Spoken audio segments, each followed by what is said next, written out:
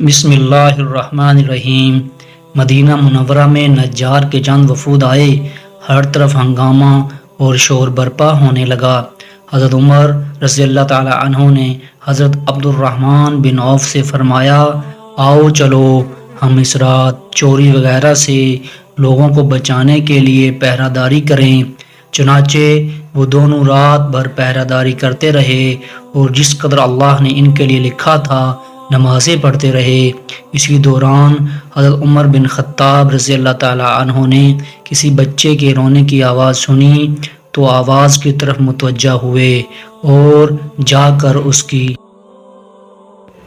ماں سے کہا جو اس کو چپ کرانے کی کوشش کر رہی تھی، خدا کا خوف کرو، اپنے بچے کا خیال کرو۔ یہ کہہ کر اپنی جگہ واپس تشریف لے آئے۔ پھر تھوڑی دیر کے بعد بچے کی رونے کی آواز آئی تو دوبارہ اس کی ماں کے پاس گئے اور اسی طرح سمجھا کر واپس آ گئے۔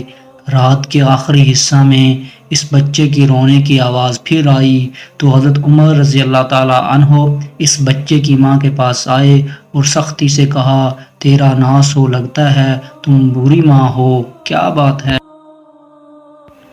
کہ تمہارا یہ بچہ ساری رات بے چین رہا؟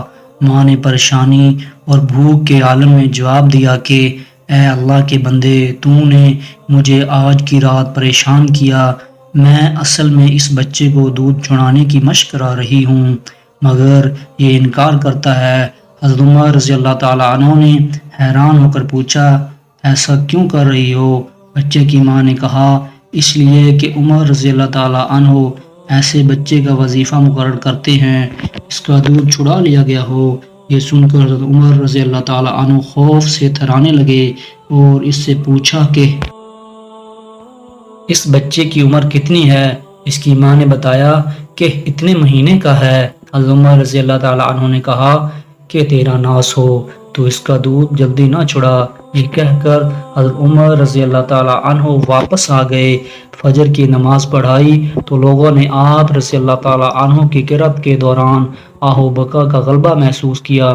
جب سلام پھیرا تو فرمایا، عمر رضی اللہ تعالی عنہ کے لیے تنگی ہو، مسلمانوں کے کتنے بچے مر گئے۔ اس کے بعد حالت اسلام میں پیدا ہونے والے ہر بچہ کے لیے وظیفے کا حکم نامہ جاری فرمایا اور تمام علاقوں میں یہ فرمان نامہ لکھ کر بھیج دیا